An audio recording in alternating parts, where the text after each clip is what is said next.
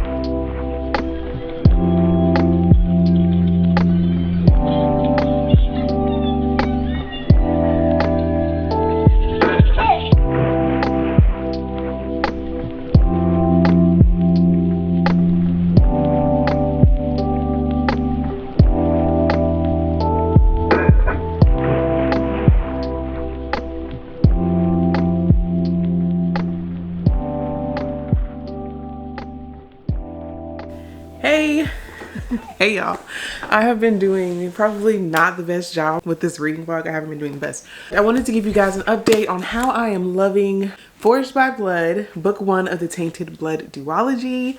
I have been reading this, honestly, I've started reading it on our drive down because I am currently visiting family. I'm in Tennessee, visiting with my mom in her beautiful sunroom. I love this sunroom so much. It's so bright, it's so airy. One day when I have my own little book room, I want it to literally be a sunroom so I can have all of my plants, all of my books, do all the things that I love, but still be inside, you know? Anyway, I digress. I'm here visiting my mom, so that's why the background is different. But I started reading Forged by Blood on the drive down. It's about a 6-hour drive down for us, and I didn't read the entire time because I was also working on like editing some videos, but I did get a good bit of reading done. I am literally probably 50% through with this book. Maybe not exactly 50%. So maybe like 35, 40%. This is how much I've gotten through so far. I have been reading it both physically and on my Kindle because like it got dark while I was reading. So my Kindle came in handy. I'm loving it. I'm loving it so far. It's very YA. I will say that this is a YA romantasy, I guess. Yeah, it is a romantasy. I would say it's very YA. It's written in a very YA style, which I'm loving because it's very easy to understand and it's very easy to just get lost in the story, which is why I love fantasy. I don't want to have to I don't mind using my brain. I don't mind thinking about things, but I really just want to get lost in a whole new world that's fantasy. And I feel like I can do that with this book. The main character, our female main character, her name is Demi. I love her. She seems very naive, very childlike. And I think because when we first met her, in the first couple of chapters, she's 8 or 9. So we're getting her from literally a child. And then we kind of get some time that goes by. And she's 17, 18. So she's still quite young, still very naive. She's making some decisions that probably aren't the smartest, aren't the wisest. But I love reading about characters like this because we get to see them grow and develop and mature, and I feel like we're getting to do that with Demi in this book. This is a love triangle. We do get a bit of mated, I think it's where they're mated, you know, they're drawn to each other naturally, this is the person that you're supposed to be with. So I don't know what that's called in fantasy. I'll put the correct term here on the screen. I'm still learning, trying to be a fantasy girl, okay? But we have that, but we also have another person that's in the picture, and I kind of like both of them for her. So I'm really enjoying this because typically in love triangles, there's always one that you pull more for, and you kind of just want her to pick this person. I'm kind of loving them both equally. So yeah, she has had some loss. We're seeing her grow and develop and mature. She's making some bad decisions, and she's also making some really good ones. She has this magical power her people are oppressed. So I will say that her people are oppressed, and her desire is to get them out of that state. She wants things to be better for her and for her people, for the people that she loves, for her family. And then of course, if there is a group that is oppressed, then there is a group of people that are oppressing them. So she's finding herself torn between possibly loving someone who is a part of the group that is oppressing her people, but also wanting her people to be free. Honestly, I'm a really big fan of historical fiction, and this is not historical fiction in the slightest. It is fantasy, but I'm loving that some of the elements that I really enjoy in historical fiction, I am finding in this fantasy book. Yeah, the world seems so beautiful. Like the way it's described, I feel like I can see it. I feel like I'm there. Honestly, some of the scenes kind of reminded me of Avatar, and that was one of my favorite movies growing up. But not like Avatar the Airbender. I'm not talking about that. I'm talking about, I'll leave a picture of the Avatar that I'm talking about. But like the world just kind of seemed like that. And honestly, the storyline is quite similar now that I'm thinking about it. Avatar in this book, like the storyline is kind of there. But yeah, that is my first update. Like I said, I'm almost about 35 to 40% through with the book. So I'm trying to give you all my thoughts without telling you anything that's really happening in the book. Can we talk about the cover? This cover is so beautiful. I did go on Pango Books and order there was a special edition. I forget what the book subscription is called. Redid this book and has like their own special edition, which is just as beautiful and has painted edges and like book ends. And I'm just like, I need it. I need it in my life. So I bought it on Pango Books. It was only like, I think after taxes and shipping and everything, it came to like $20. And I said, yes, $20, you can have my $20 if I can get this book in that edition. I do also believe that because I'm new to fantasy and I'm not like a huge fantasy reader, I'm enjoying this more because I don't have much to compare it to. So if you are like a seasoned fantasy reader, I could see you saying that this may be like very YA-ish or even childish in a sense, because there are certain historical fictions or even romance or even thrillers, like if I'm reading them and it's YA, I get a little like, this is leading towards the youth. And I love me a good middle grade in YA, but I get it. If you're seasoned in a certain genre, when you're reading it and it comes out to read maybe a little too young, you don't necessarily enjoy it as much. And if you are a seasoned fantasy reader, I could see that this may be that for you. But because I'm not a seasoned fantasy reader, because I'm just getting into it, I'm loving it because it's like helping me to dip my toe into the genre and still really enjoy the story, really enjoy the magic, really enjoy the world building without it being like overwhelming, overpowering. I'm loving the romance aspect of it. I'm just really loving this book. I will come back to you guys when I've read a little bit more and give you some more updates. I'm probably going to wait until I just finish the book since I'm so far in it. First book of our Finding Our Fantasy Taste video is halfway done.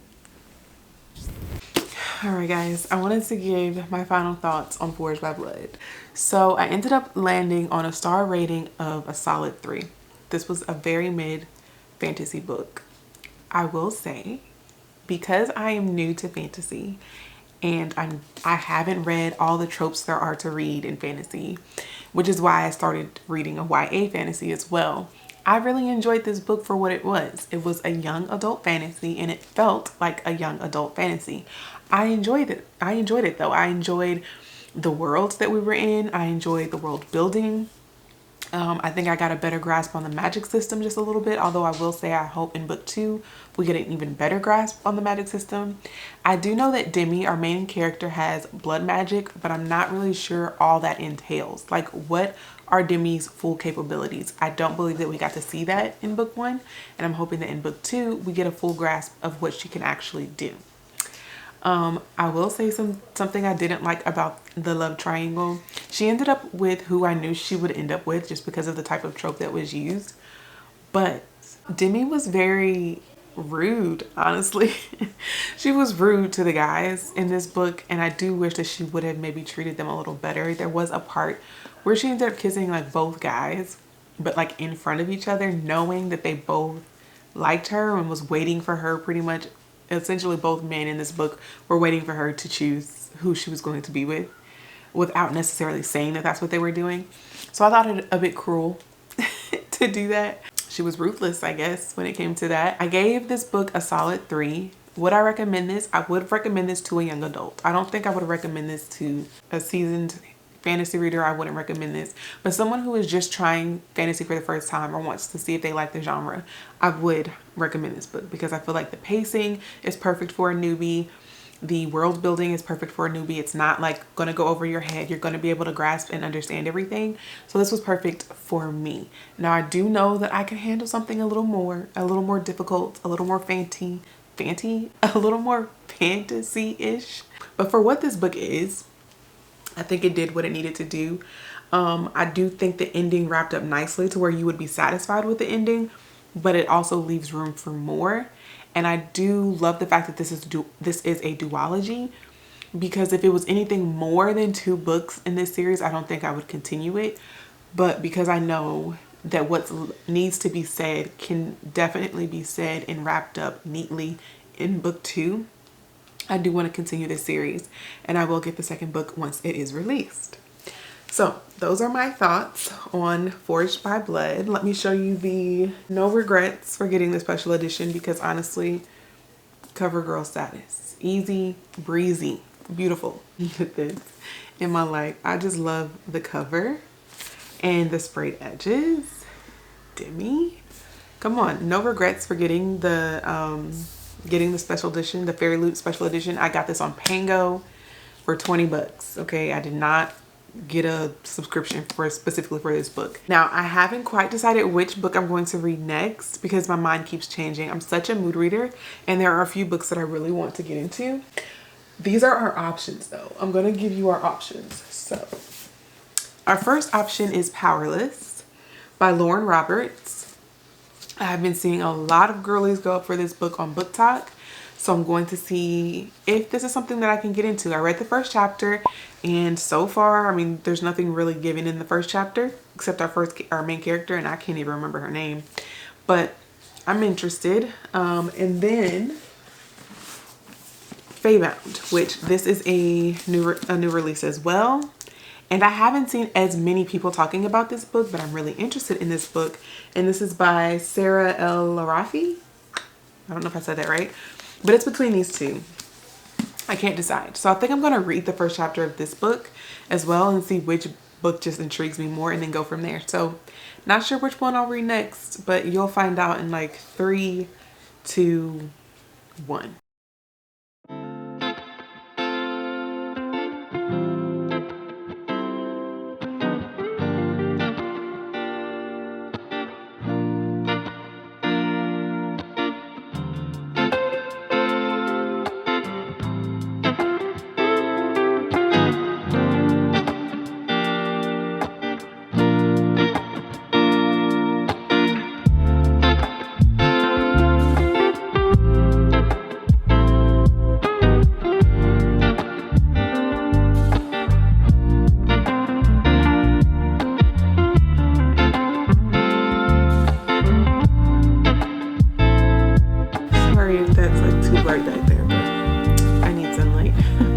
Currently working, and I've started the audio for Children of Blood and Bone. I read like the first 30% physically, but now since I'm working and the hold at Libby became available, I was like, I'll just listen to it while I'm also working. Something that I'm quickly realizing is that I prefer to read fantasy physically, like with my eyes, either on my Kindle or like the physical book, over listening to it. The audiobook experience for this book is good and I am enjoying it, but I feel like I retain and soak in all of the information with fantasy when I'm reading it physically. So I prefer to read it with my eyes rather than reading it with my ears. So that's one observation. But we are about 40% through this book now, and I wanted to give you my initial thoughts before we got too far into the book. So we get 3 points of view in this book. The first being Zélie, or Zélie. That is our main character, and I love her. She is very angry. She is very bitter, rightfully so. She has experienced a lot of loss at the hands of people that are oppressing her kind. She does have magical abilities, although in the very beginning, they are called diviners. Magic has been taken away from the land, and those who would have had magic not been taken away are called diviners. And once they get their magic, they then transition from diviners to magi's. So she is a diviner. Her mother was a magi. Her mother was killed. That is not a spoiler. That is in the synopsis. So we get her point of view, and she is very angry at the world around her. She is very angry that her mother was taken, that her magic abilities were taken. She's just angry, and rightfully so, because her people around her are still experiencing a lot of pain. They are being overtaxed by the kingdom, by the government, by the king of this land. I feel like Zelly's character seems so realistic because she's so extremely flawed. And I say flawed, but I just mean that she is so emotional. Like, her anger shines through. She does not hold it back. She does not try to mask it. She does not try to suppress it. She really lets her anger thrive, and I think that makes her seem very real. It's very realistic. I think anyone put in her position would also be extremely angry. So I do really enjoy her character. In my mind, I am Zelle. We also get the point of view of a Mary. Mary is the princess of this land, and she is very naive. I would say she's very naive, but she's also very remorseful for what has taken place in her land and her family's contribution to what has taken place. She's very remorseful. And to see Zelle and Amiri together, like their interactions, I don't know how to explain it, but I'm really enjoying it, because you have Amiri who is very remorseful and who is trying her best to undo all of the wrongs, and then we have Zelle who won't allow her to, in a way. Like, she won't let her forget. And not that Amiri is trying to forget, she is trying to like I said, right the wrongs of her family. But Zelle is so angry. It's like at every turn, she cannot forget. She's not ready to forgive Amiri and not necessarily what Amiri has done, but what Amiri's father has done, because Amiri is a princess. Her father is the king. You also get the point of view of Anan. Anan is the prince. So Anan is Amiri's brother, and the king is his father. We get his point of view, and I really enjoy his point of view. He's kind of like the villain of this story, but I really enjoy being in his head because I feel like we get like a 360 view of everything that's going on. So we get Zelle's point of view, and obviously she's our protagonist. She's who we're rooting for. She's, you know, the main character. And then we get Amiri, who is kind of like in my mind, she represents the ally. She's like the ally who has good intentions but may not be going about doing things correctly, and Zelle is checking her left and right. And then we have Anan, who is just strictly the villain, but I do really enjoy getting his point of view because he's struggling. But I feel like there's going to be a character arc, and this isn't a spoiler because I don't know if this is going to happen or not, but in my mind there's going to be a character arc where he starts to struggle being the villain and his eyes are open to what's really going on. The only notes I have about this book right now is there was a portion in this book, the world building is amazing, mind you. The world building, the magic, the creatures, the characters, everything is amazing. But I'm so intrigued and so curious about the worlds and their history. There was a point in the book where we started to learn about the gods and their different powers and how they got those powers. And then of course how they distributed those powers to the diviners and the magi. And we only really got like in depth with one of the gods and one of their powers. And I wanted all of the gods and all of their powers, because the way it went into depth and detail of the one specific god that we did learn about, I was so intrigued. And I was like, yes, I get to learn about all of the gods, but it really only went into detail about one of them. And then it just kind of like fast forwarded, almost giving us like the roundabout information of all the other gods. And I really wish they would have went into detail further for all of them. But that probably would have been a bit like info dumpy, so I can see why they didn't. But because I'm such a nerd and like I love history, I kind of don't mind the history dumping. Like, I want to know. Tell me. Those are my initial thoughts. That is my first update. Sorry I'm like looking away, but I'm literally working.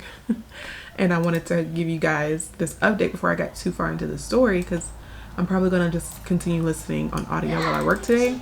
I do have to work a little bit overtime, so there's that. But I wanted to come on and give you guys a quick update, letting you know that I'm loving the story so far. Definitely a book that I would have been obsessed with in like middle school, maybe like freshman year of high school. I would have loved this book. So yeah, really enjoying it. So glad I started reading it this month. Like, I'm so glad I didn't let this sit on my shelf any longer.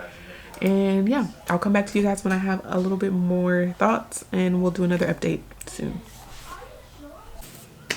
We finished. We finished Children of Blood and Bone by Tomi Adeyemi. We finished it. My window is open. If you hear the birds chirping, that's why. But this book, I went back and forth on my final rating of this book. My thoughts really haven't changed at all. And I feel like I've told you all I can possibly tell you about this book without giving you any spoilers whatsoever. So I can't really tell you anything else about this book that I haven't already told you. I've given you a brief synopsis of it. I will say one thing that I left out that I thought maybe would change throughout the book that didn't necessarily change throughout the book is Zane. Was that his name? The brother of Zélie? Yeah, Zane. I feel like we really should have gotten more of Zane. I feel like we didn't really get to know his character outside of him being Zélie's older brother, and he was just kind of there to help progress the plot at times. But a lot of the times I kind of forgot that he was there, unless like whatever was happening to him was imperative to the plot.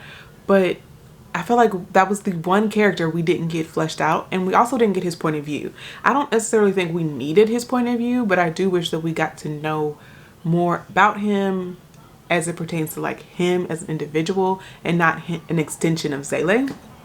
So that was one critique that I didn't mention before that I would now mention, is that I just wish we would have gotten to know Zane a little bit more. Honestly, could have been my favorite character had I gotten to know him more. He was really the only one that I felt had sense most of the time. But he also got like the short end of the stick a lot of the times. And hopefully, I'm hoping that maybe in book 2 we get more about him, or we get to know him a little better. But I ended up landing on a 4 for this book, maybe a 4.5. I'm still kind of juggling in between. I feel like I've been giving out a lot of 5 stars lately, and when I look back on what 5 stars are to me and some of the books that have truly like really been 5 stars that have like evoked this reaction for me, or books that I just think about to this day, this is a really good book, but it's not necessarily 5 star. And I think from here on out I'll be more stingy with my 5 stars. But this book was definitely really good. It was, I would say, a 4.5. It was close to a 5 star, but it was a YA, so that kind of kept me from giving it a complete 5 star, because I feel like this book reads like a YA fantasy. It's very easy to follow. There's no like lyrical there's nothing lyrical about the writing. It's just very straightforward, and it's not complex in any way as far as like the writing style, which is fine because it's a YA novel. I'm not expecting this YA fantasy to give me something that it's not. I think it delivered across the board as far as it being a YA fantasy. So I will say a 4.5 for this book. I enjoyed the journey. I will say that like last 50% of this book, you will have whiplash. Like there is no downtime. And I really enjoyed that about this book. It kept me very interested. It was very entertaining. There was a lot of action. I adored that about this book, is all the action. Yeah, Zélie is still me. I am her. We are one. Like I am Zélie.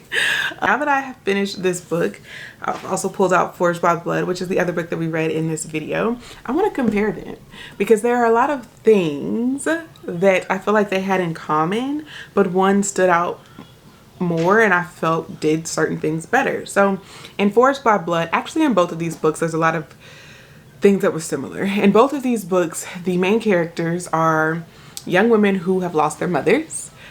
That is in both of the synopses. These are not spoilers. They have lost their mothers. Their people are being oppressed because they have magical abilities, and they are seen as a threat. That is seen in both of these.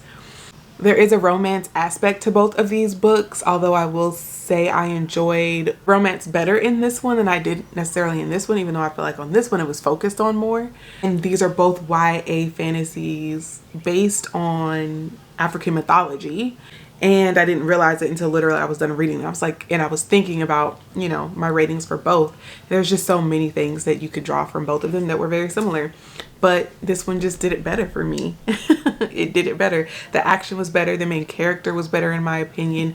In Forged by Blood, our main character, Demi. Yep, Demi.